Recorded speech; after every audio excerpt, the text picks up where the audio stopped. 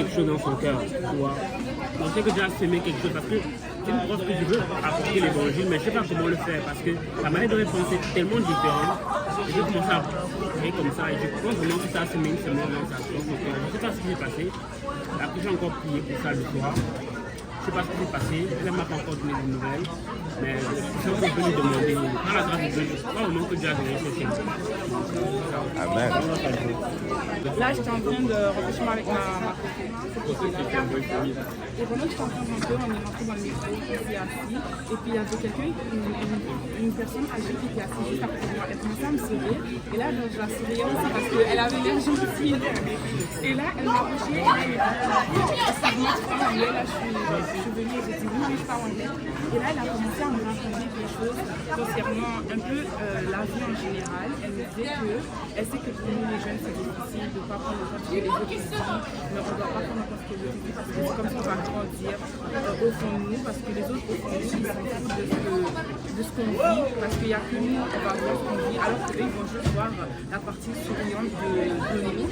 Après ça, elle a commencé à pleurer, tout ça, elle a commencé à me parler de ce qui se passe dans les pays en guerre, tout ça, à quel point ça l'a touché et tout. Et à ce moment-là, elle a commencé à pleurer, et là, j'étais genre, waouh, ça m'avait vraiment touchée parce que je ne savais pas comment réagir. Et puis j'ai essayé de la réconforter comme je peux. Et après, je lui ai dit, comme par hasard, j'ai sorti une étude publique qui me travaillait et tout. Et là, je rencontre quelqu'un au hasard comme ça qui est venu me parler comme ça de quelque chose qui me touche, que j'ai du mal à travailler avec personnellement. Elle est venue juste comme ça, me disant que tu ne dois pas vraiment t'en faire pour ça, tu vas y arriver et tout. Et franchement, ça m'avait touchée. Et là, je me dis, Dieu peut vous aider aussi, comme il est en train de m'aider moi-même parce que Dieu m'a sauvée. Avant, je voulais tout le temps revenir à l'église, mais j'avais du mal. Je ne sais pas pourquoi, mais il y a quelque chose qui m'empêchait de revenir à l'église. J'avais une peur au fond de moi. Et puis quand j'ai rencontré Frère Pierre, je me suis dit, vas-y, c'est Dieu qui m'appelle à lui parce que Frère Pierre, c'est quand tu veux un peu t'amener et tout. Du coup, j'avais plus de raison de ne pas y aller.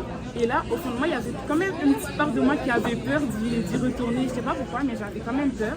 Et là, j'ai commencé à aller à l'église et tout. Et ça a commencé à me faire du bien parce que je commençais à me dire que je peux me battre, je peux lutter contre des choses qui me faisaient du mal parce que à ce moment-là de ma vie, j'étais en stress, j'arrivais plus à dormir, je mangeais plus et je pleurais tous les soirs. C'était vraiment horrible. Et ces derniers moments, je commence à dormir mieux, heureusement.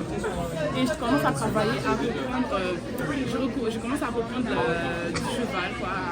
Et tout. Et puis cette madame-là que j'ai rencontrée, ça m'avait vraiment fait quelque chose au cœur, ça m'avait fait quelque chose de bon parce qu'elle est venue me parler comme ça, elle s'est sentie à l'aise de se livrer à moi et ça m'avait vraiment fait du bien. Et je me suis dit, c'était un signe de Dieu parce que surtout dans les livres, j'ai commencé à réfléchir à ce que j'ai appris dans l'étude. Et juste après, j'ai rencontré quelqu'un qui m'a encore appris quelque chose et qui était vraiment quelque chose de wow. Et voilà. Amen. Gloire à Dieu.